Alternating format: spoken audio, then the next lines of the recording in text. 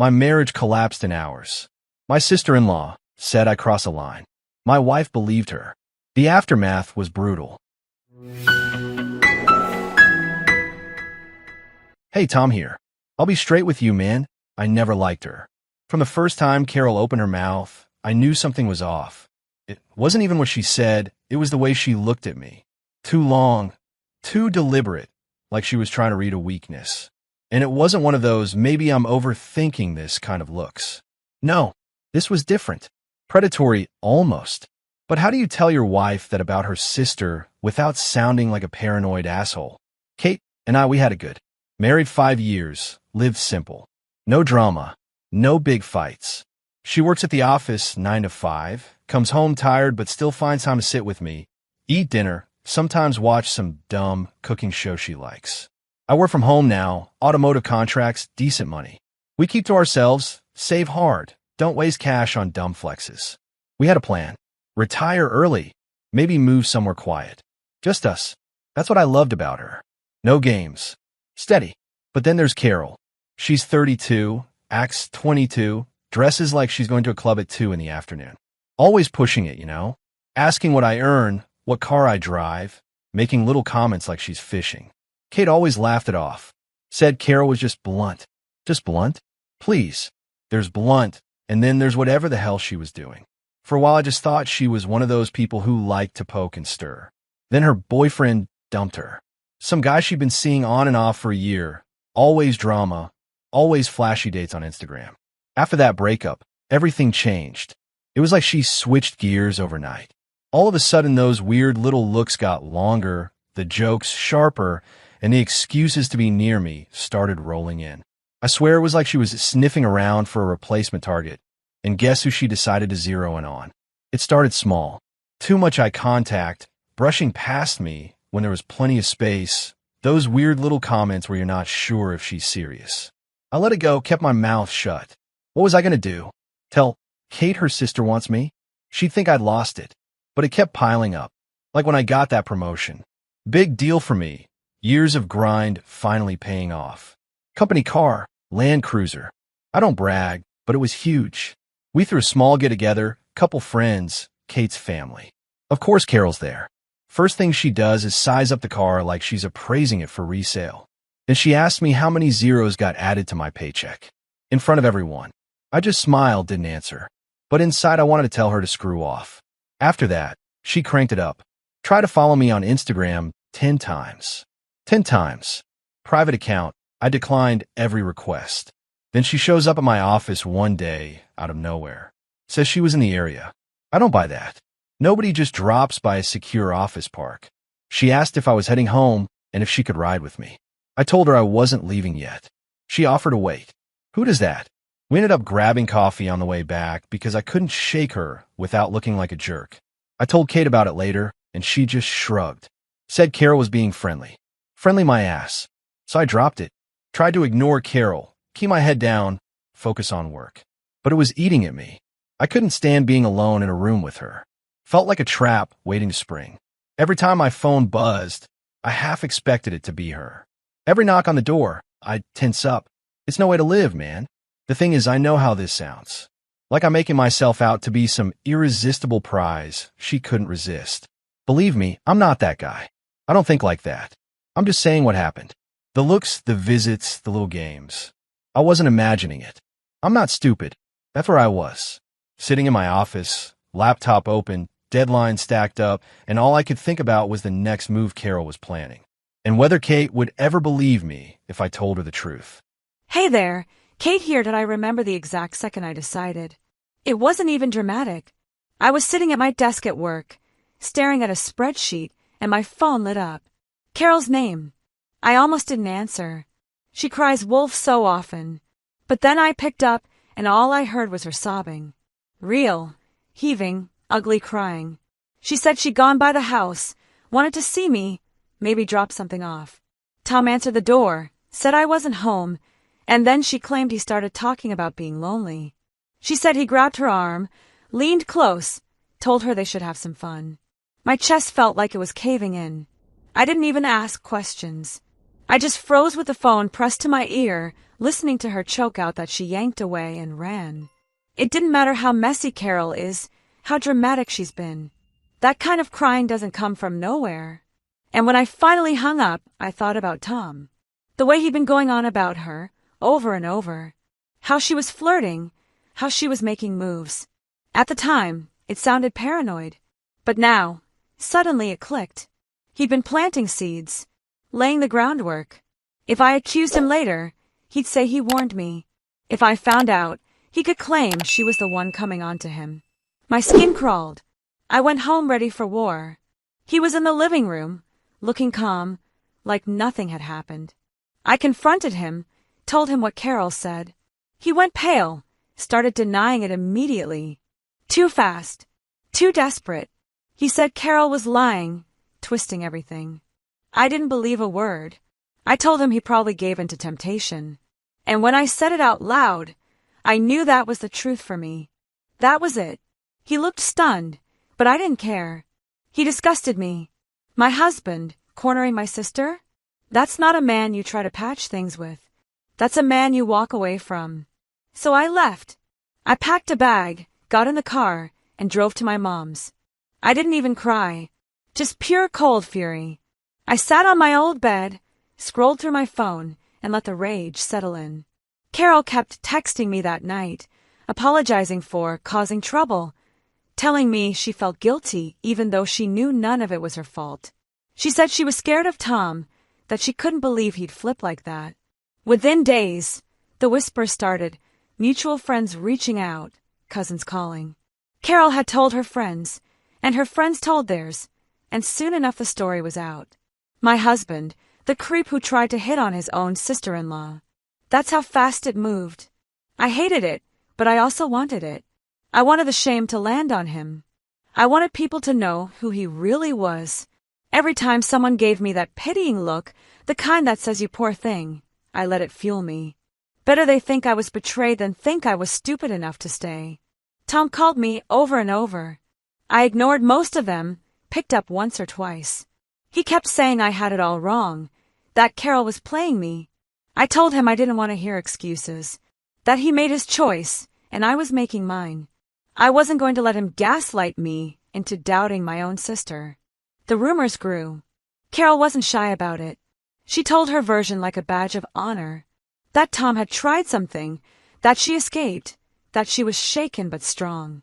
People ate it up, and I stood there, nodding, holding my head high, acting like I wasn't breaking apart inside. Because here's the truth. It wasn't just about him and Carol. It was about me. How it made me look. My own husband crossing the line with my sister. That humiliation cut deeper than anything else. And there was no way I was ever stepping back into that marriage after that. Not after everyone knew. Not after I'd already called him out and walked away. So I told myself it was done. Tom was guilty. He was out. The end. I locked that decision in like a vault and threw away the key. Every text, every call, every message he sent, I treated it like spam. Delete, delete, delete. Carol, on the other hand, I clung to. She was the victim. I was the betrayed wife. That was the story. I repeated it until it felt like armor. Maybe it was messy. Maybe it was ugly, but at least it made sense. At least I wasn't the fool still defending a liar. That's how I survived those first days. By choosing a side, sticking to it, and letting the world know I wasn't weak enough to waver. Tom was guilty, Carol was the victim, and I was done. And if he thought he could talk his way back into my life, he had no idea who he was dealing with. You ever feel like your whole life gets yanked out from under you in a single conversation? That's where I was. One night, I've got a wife, a plan, a future. Next night, I'm sitting in an empty house, replaying every second of a fight where the woman I trusted more than anyone looked me dead in the eye and called me a liar. I kept calling her, over and over, straight to voicemail, where she'd pick up, ice cold, tell me she didn't want to hear it. She said I disgusted her, said I was weak, gave in to temptation. That cut harder than anything else, because it wasn't even an argument anymore. It was a sentence. Guilty, case closed. And while I'm sitting there in the wreckage, Carol's out there telling everyone who'll listen that I tried to get my hands on her. The speed of it was unreal. First, it was her close friends. Then I hear it from one of my buddies like, "Hey man, I don't know what's going on, but people are talking." Just like that, my name's getting dragged. All thanks to a snake with fake tears and a good story. I swear I didn't sleep those first few nights. I'd sit in the dark with my phone in my hand, waiting for Kate to come around, waiting for the text that never came. I'd picture her at her mom's, curled up with Carol, both of them trashing me, laughing at how I'd screwed myself. Every time I closed my eyes, I saw Carol's smug smile as she walked out my house that night, and Kate's face when she said she didn't trust me. Like I was dirt. I tried to keep working, but I couldn't focus. I type 2 sentences and then stare off into nothing, grinding my teeth, thinking about all the ways this could go wrong. Carol filing some bogus complaint, me ending up in HR hell, maybe worse. I could see my whole career unraveling over something I didn't even do. And then a few days in, something hit me. I was pacing the living room, running through the fight in my head for the 1,000th time. Carol walking in, sitting down, her stupid little act before she went full creep mode. And then it snapped into place. The camera. The living room camera I'd set up when I started working from home. I hadn't thought about it once during all these months, but it was there the whole time. I don't think I've ever moved faster in my life. I pulled up the app, logged in, heart hammering, and there it was. The whole damn thing. Carol coming through the door like she owned the place. Carol putting her hands on me, leaning in, whispering crap. Me telling her to get out. Me shoving the door open, practically yelling at her to leave. Clear as day. No edits, no ambiguity. The truth. I sat there watching it over and over, half laughing, half sick. All this pain, all this mess, and the proof had been sitting in my account the whole time. I could have shut this down on day one. Instead, I'd been begging Kate to believe me while Carol strutted around playing the victim. Part of me wanted to send it straight to Kate. Just forward the file and let her choke on her words.